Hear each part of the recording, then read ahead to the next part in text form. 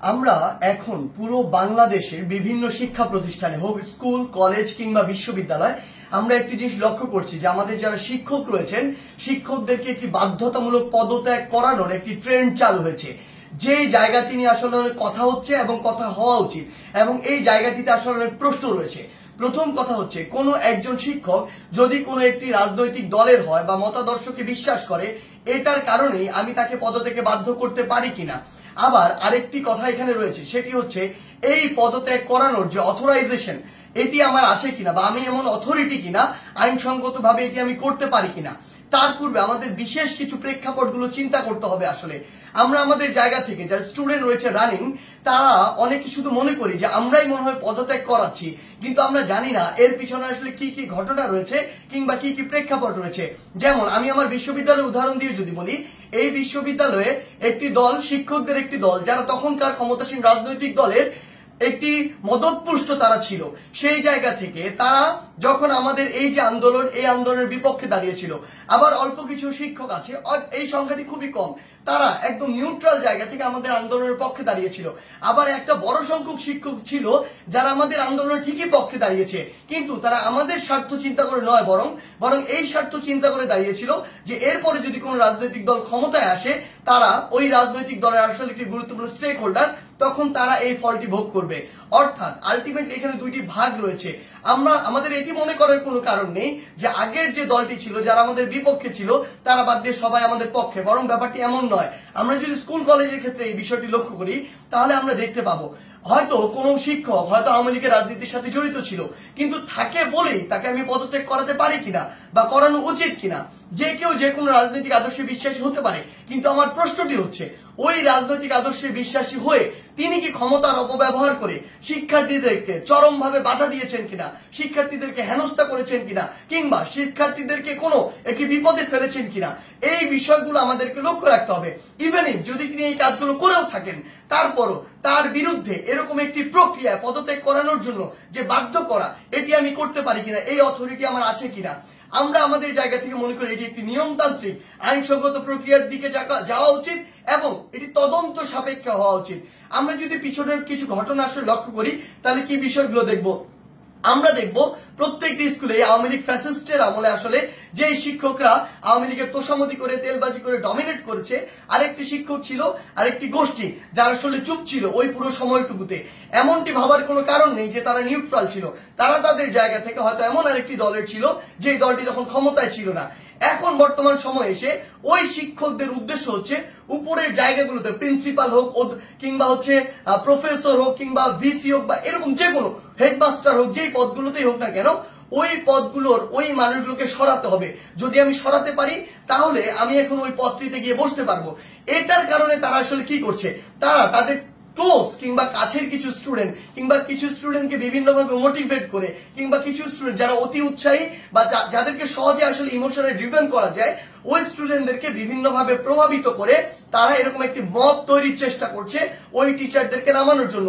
বলার সময় এমন ভাবে বলছে সে যেন একজন ফেরেশতা, কিন্তু আলটিমেটলি তার উদ্দেশ্য ওইটাই যে ওই শিক্ষককে স্টুডেন্টদের মাধ্যমে সরিয়ে স্টুডেন্টদেরকে জাস্ট টুল হিসেবে ইউজ করা হয়, সরিয়ে তাকে ওই পদটিতে গিয়ে বসতে হবে, এটি হচ্ছে তার উদ্দেশ্য। আবার এখানে আরো বিশেষ কিছু বিষয় রয়েছে। বিষয়গুলো হচ্ছে এরকম যে টিচারদের মধ্যে কিছু নোংরা পলিটিক্স রয়েছে। আসলে আগে হয়তো পূর্ব কোনো শত্রুতা ছিল বা পূর্বের কোনো একটি রাগ বা ক্ষোভ ছিল, যেই রাগ বা ক্ষোভটিকে আবার এখন মেটানোর জন্য তারা এই ব্যবস্থাটুকু গ্রহণ করে। স্টুডেন্টদের যে সাইডটা ওই সাইডটা কিন্তু আসলে জানে না যে এর ভিতরে কি কি পার্সপেক্টিভ রয়েছে। এই টিচারগুলো দেখা যায় কিছু স্টুডেন্টকে ব্যবহার করে, আশেপাশের কিছু ছেলে যেই ছেলেগুলো আসলে এরকম কোনো কিছু চিন্তা না করে কিছু টাকা দিয়ে ওই ছেলেগুলোকে প্রভাবিত করা যায় কিংবা অন্য কোনো সুবিধা দিয়ে প্রভাবিত করা যায় কিংবা পরবর্তীতে কোনো একটি পদ পদবীর সুবিধা দিয়ে আসলে ওই ছেলেগুলোকে প্রভাবিত করা যায়। ওই সামগ্রিক বিষয়গুলো দিয়ে এই কাজটি করা হচ্ছে। কিন্তু আমাদের জায়গা থেকে সবচেয়ে গুরুত্বপূর্ণ যে কথাটি সেই কথাটি হচ্ছে এই কাজটি একজন টিচারকে এরকম করে বাধ্যতামূলক পদত্যাগ করানোর কাজটি আমাদের নয়, এই কাজটি আমরা করতে পারি না। এই কাজটি কেন করতে পারি না? কারণ হয়তো আপনি একজন শিক্ষককে এটি করালেন কিন্তু এর প্রভাব পুরো বাংলাদেশের শিক্ষক সমাজে পড়েছে। আমার তো স্কুলে ওই প্রাইমারি স্কুলের কিন্ডারগার্টেন হাই স্কুলের এমন অসংখ্য শিক্ষক রয়েছে যাদেরকে আমি অনেক বেশি শ্রদ্ধা করি, যারা আমার জীবনের শিক্ষাগুরু, যাদের হাত দিয়ে আমি আজকে এই অবস্থায় এসেছি। আমার ওই এমন একজন শিক্ষকের মনেও থেকে এই প্রভাবটি করেছে যে তার একজন কলিগকে আরেকজন শিক্ষককে স্কুল কলেজে যারা বাবার বয়সের সমান, যারা দাদার বয়সের সমান, এমন বয়সের একজন মানুষ যিনি আমার শিক্ষক, তাকে যদি স্কুলের বাচ্চারা গিয়ে এইভাবে একদম মব জাস্টিসের মাধ্যমে যা ইচ্ছা তাই বলছে, যেভাবে ইচ্ছা সেভাবে অপমান করছে, করে একদম বাধ্য করছে ওই পদ থেকে পদত্যাগ করতে, পুরো বাংলাদেশের শিক্ষক সমাজের উপরে এটির একটি মানসিকভাবে বড় প্রভাব পড়ে, যেটি পুরো বাংলাদেশের শিক্ষক এবং ছাত্রদের যে সম্পর্ক, ওই সম্পর্কের জায়গায় গুরুত্বপূর্ণ একটি প্রভাব ফেলে এবং আমাদের যে এই যে সম্পর্কের জায়গাটি, এটি ভবিষ্যতের জন্য খুব খারাপভাবে নষ্ট হয়। আমরা আমাদের শিক্ষার পরিবেশ নিয়ে কথা বলি, সেখানে যদি আমার শিক্ষক এবং শিক্ষার্থীদের যে এই পরিবেশটি ঠিক না থাকে, এই সম্পর্কটি যদি একটি তিক্ততার পর্যায়ে চলে যায়, তাহলে আলটিমেটলি এটি কিভাবে সম্ভব? আলটিমেটলি এই শিক্ষার উন্নয়নটি কিভাবে সম্ভব? সবচেয়ে বড় কথা হচ্ছে ওই শিক্ষক যদি দোষী হয় তাহলে আমরা আইন নিজের হাতে তুলে নিচ্ছি, আর যদি দোষী না হয় তাহলে আমরা আইনটি ভঙ্গ করছি, যার কোনোটি আসলে আমরা করতে পারি না। যেটি করছি এটি হচ্ছে আইনগতভাবে অন্যায়।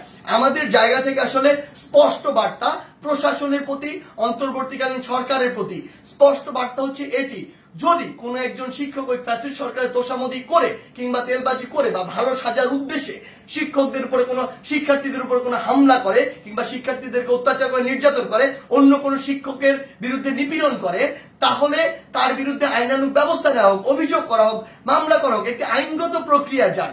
কিন্তু কেউ যদি এভাবে আইন নিজের হাতে তুলে নেয়, কাউকে যদি বাধ্য করে, আমি প্রশাসনকে এবং অন্তর্বর্তীকালীন সরকারকে আমাদের পক্ষ থেকে অনুরোধ জানাই, ওই সকল শিক্ষার্থীদের পিছনের উদ্দেশ্য কি, কে তাদের এই কলকাঠিটি নাড়ছে, কে তাদেরকে প্রভাবিত করছে, কি উদ্দেশ্যে প্রভাবিত করছে, এটি আপনারা তদন্ত করে ব্যবস্থা করুন। প্রয়োজন হলে ওই যে শিক্ষার্থী, যারা অল্প কিছু শিক্ষার্থী এটি করছে, সকলে কিন্তু এটি করছে না। আমরা বিভিন্ন বিশ্ববিদ্যালয়ে দেখেছি শিক্ষার্থীরা নিজে আবার ওই সম্মানিত শিক্ষকদেরকে তাদের শপথে ফিরিয়ে নিয়ে আসছে।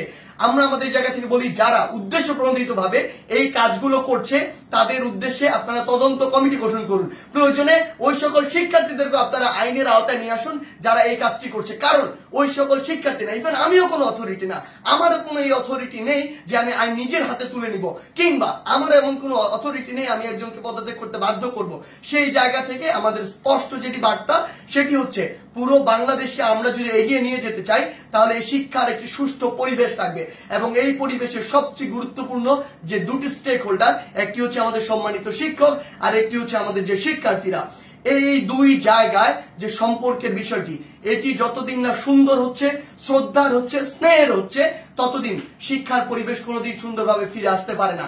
তাই আমরা আমাদের জায়গা থেকে আমাদের এই শিক্ষকদের এভাবে বাধ্য করে কোন একটি নিয়মতান্ত্রিক প্রক্রিয়া না গিয়ে বাধ্য করে পদত্যাগ করানোর যে প্রক্রিয়াটি, এই প্রক্রিয়াটিকে আমরা কখনো সমর্থন জানাই না, বরং আমাদের সম্মানিত অনেক শিক্ষককে বিভিন্নভাবে প্ররোচিত হয়ে অপমানিত বা অপদস্থ করার যে ট্রেন্ড বা একটি প্রক্রিয়া আমরা দেখতে পাচ্ছি, এটিকে আমরা অবশ্যই ঘৃণা ভরে প্রত্যাখ্যান করি। ধন্যবাদ।